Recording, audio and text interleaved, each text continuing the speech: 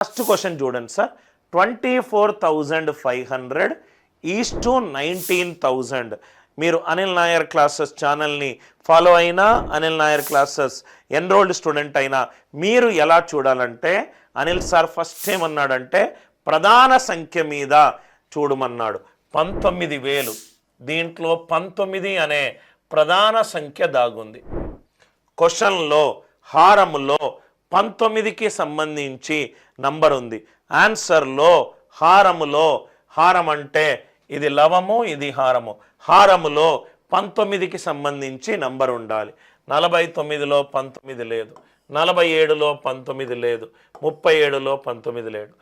ఏమీ క్యాల్కులేషన్ చేయకుండా 49:38 వచ్చింది. Are you all with me? ఆర్ ఇంకోటి సార్, మీరు హారం చూస్తారు, లవం చూడండి సార్. 245. 49లో 7 అనే ప్రధాన సంఖ్య ఉంది. 7 అనే ప్రధాన సంఖ్య ఉంది. ఆన్సర్లో లవములో 7 అనే ప్రధాన సంఖ్య ఉంది. క్వశ్చన్లో లవములో ఇది కూడా 7తో డివైడ్ అవ్వాలి. 7 3 21, 35, 7 5 35. ఎస్, కండిషన్ సాటిస్ఫై అయింది. మీరు సార్ నేను ఇట్లా డివైడ్ చేస్తా సార్, నాకు ఇట్లా చెప్పారు సార్, 19,000 ఈ 3 సున్నాలు కట్టు కట్టు కట్టు, రైట్? కష్టమయ్యా ఇట్లా అయితే, right?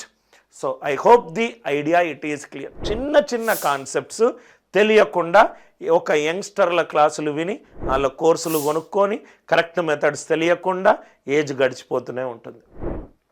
Are you all with మీ? మళ్ళీ సెకండ్ క్వశ్చన్. చాలా క్వశ్చన్స్ ఉన్నాయి, మీకు మైండ్లో ఏ డౌట్స్ ఉన్నా కూడా అక్కడ క్లారిఫై అవుతుంది. నా ఇక్కడ చూడండి సార్. 1025:775. క్వశ్చన్ టు ఆన్సర్ అన్నారండి, ఆన్సర్ టు క్వశ్చన్ అన్నారండి. నా ఇక్కడ చూడండి సార్, ఆన్సర్ టు క్వశ్చన్ ఇక్కడ 14లో ఇది 7 × 2. ఆన్సర్లో హారములో 7 అనే ప్రధాన సంఖ్య ఉంది. క్వశ్చన్లో హారములో అది 7 తోటి భాగింపబడాలి. 7 1 7, 7 1 7 కాదు అంటే ఇది డెఫినెట్గా ఆన్సర్ కాదు, ఇది డెఫినెట్గా ఆన్సర్ కాదు, ఇది డెఫినెట్గా ఆన్సర్ కాదు. ఆన్సర్ ఆప్షన్లో బిలో లవములో అది 7 తోటి భాగాహారింపబడుతుంది, 7 తోటి భాగాహారింపబడుతుంది. క్వశ్చన్లో లవములో అది 7 తోటి భాగాహారింపబడాలి, 7 తోటి భాగాహారింపబడాలి. 7 1 7, 32, 7 4 28, 45, 7 6 42 కాట్లేదు అంటే పోయింది. ఆన్సర్ ఎంత? 41:31. ఆన్సర్ ఎంత? 41:31. అందరికీ అర్థమైందా sir? I hope the idea it is very much clear. Question to answer అయినా చేయొచ్చు, ఆన్సర్ టు క్వశ్చన్ అయినా చేయొచ్చు.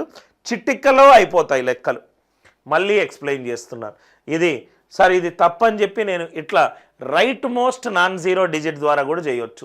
3 ఏమో 5 అయింది, 3 5 అయిందంటే 3 5ల 15 అంటే యూనిట్ డిజిట్ని 5 తోటి లబ్ధం చేయాలి.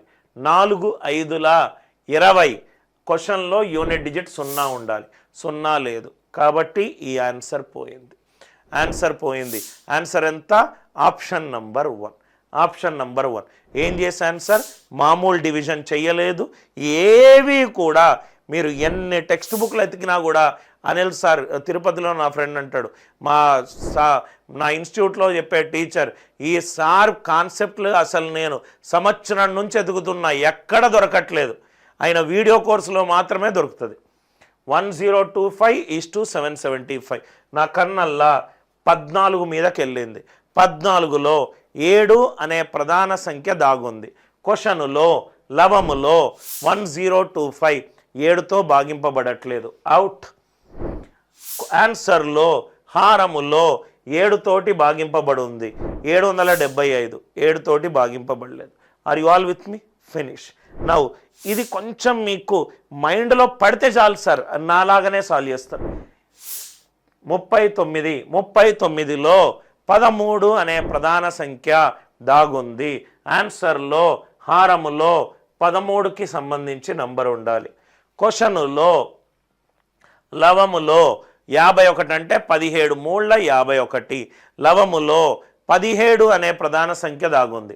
ఆన్సర్లో లవములో 17 అనే number దాగుండాలి.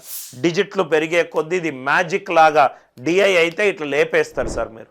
Answer 17:13. Are you all with me? అందరికీ లాజిక్ అర్థమైంది అని అనుకుంటున్నాను. ఇది చూడండి సార్, పెన్లన్నీ తీసేసేయండి. 1050:1000 క్వశ్చనులో లవములో సంఖ్యలో ఉన్న అంకెల మొత్తము 1 + 5 6 అంకెల మొత్తం 6 కాబట్టి అది 3 తోటి భాగింపబడుతుంది.